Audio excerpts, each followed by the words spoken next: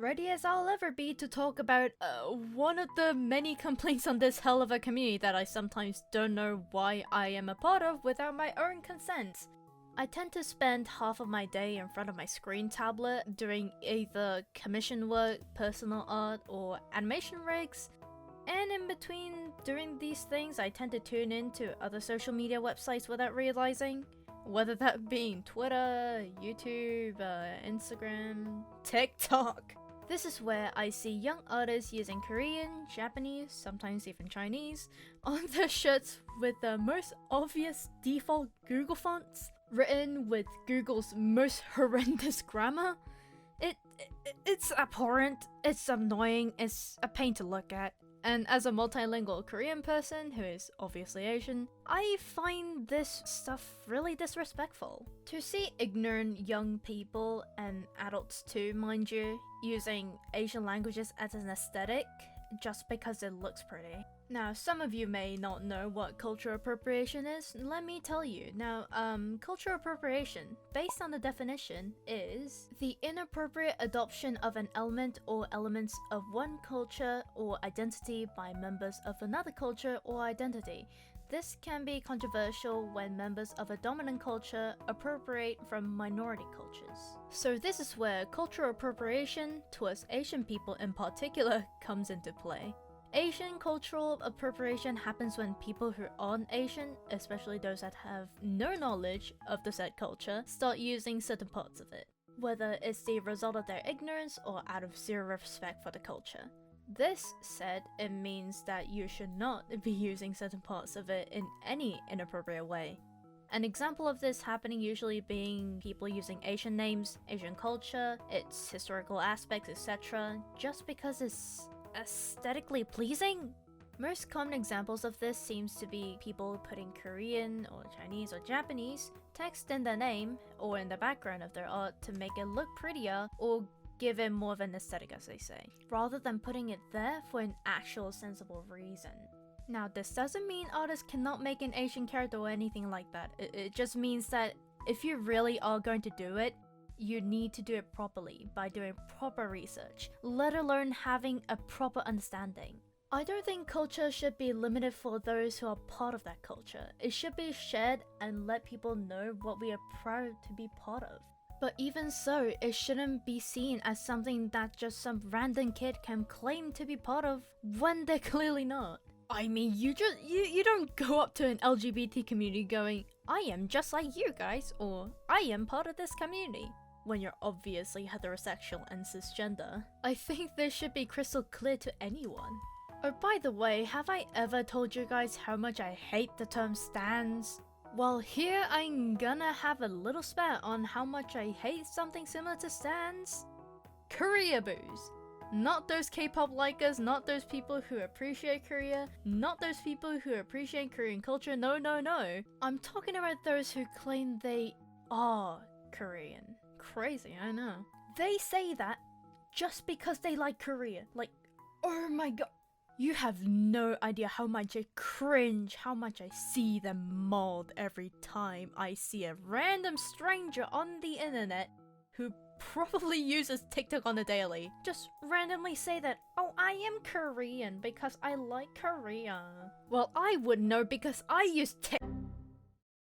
I would see kids, or even adults at times, who are clearly I'm sorry if my British friends and views. British or something going, I'm Korean because I like Korea, like I do identify as Korean. I do identify as Korean. What you just saw is just the tip of the iceberg. Trust me, I've seen way worse, and I'm telling you, it's not just disrespectful, it's downright cringe. And if there's one thing worse than being disrespectful, it's being the actual embodiment of cringe.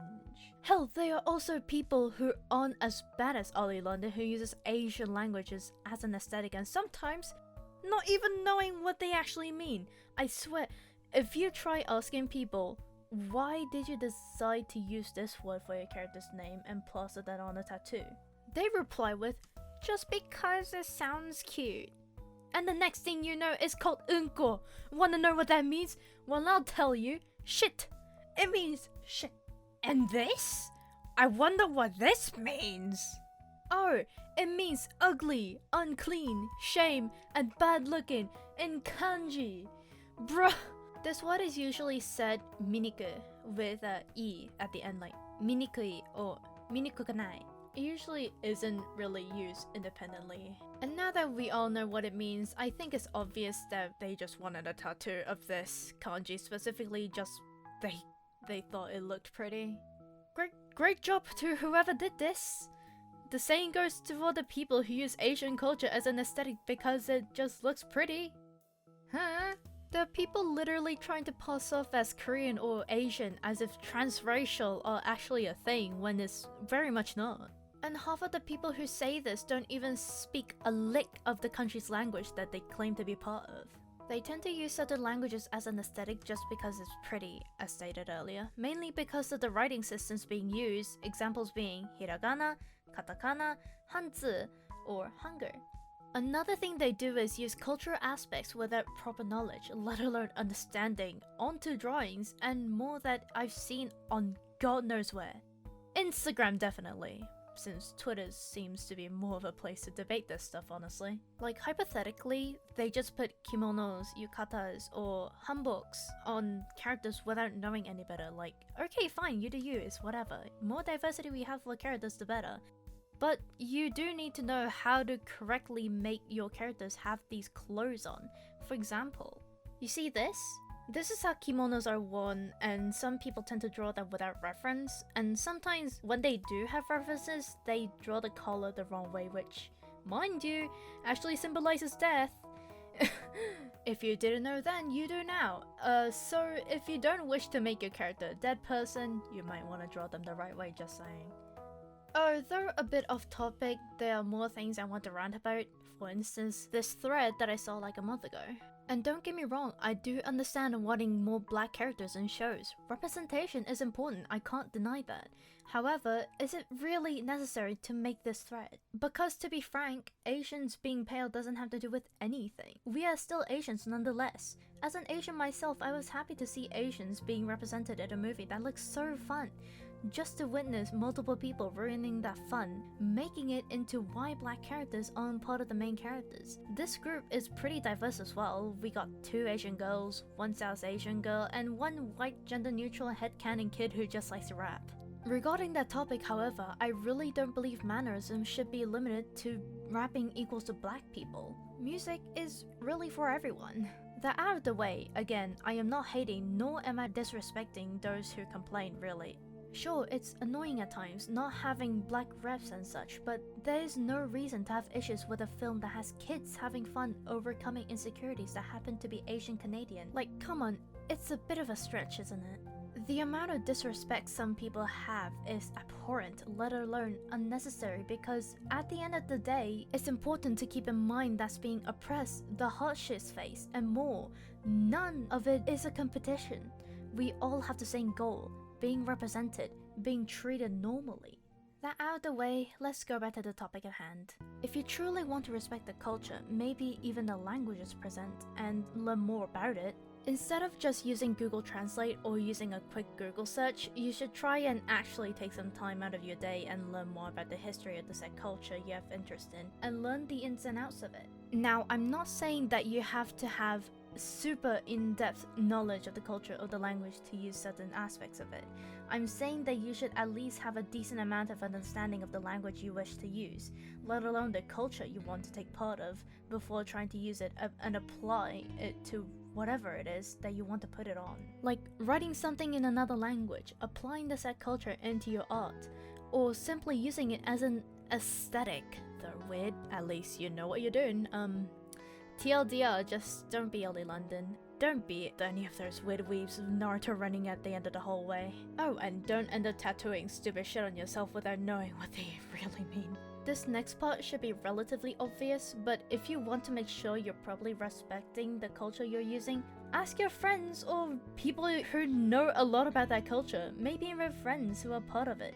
Don't just wing it without consulting anyone, really. You end up making a lot of mistakes. And if you don't have any friends in that culture, there's no harm in shooting a DM to someone familiar with the said culture, honestly. Unless you're really antisocial or completely clueless. It shouldn't be that hard to do. Otherwise, it's best to learn as much as you can by yourself, especially from trusted sources. Again, this video was made to raise awareness on how harmful these things can be, and it was not made in any way so you can harass other creators who are doing this, because to be frank, not a lot of people really know how disrespectful this behavior can be, and it's understandable because, well, you didn't know. You learn things, so you do know. Because of that, I just hope this video can inform you all who are watching about how culture cannot be used as an aesthetic. And I hope this video was helpful for everyone, because really, I've been working on this script since early November and finished it like a day before this video is going up, so my apologies. Since I broke the promise of posting this video at the end of November, like, oh sheesh. I should have known that I can't do promises when it comes to posting videos. And I hope everyone has a Merry Christmas. It's almost end of the year, which it feels like I'm still stuck in 2020, but who knows. Happy holidays to everyone and your beloved grandma. I am in her WhatsApp right now. That's right. Yeah, baby, let's go.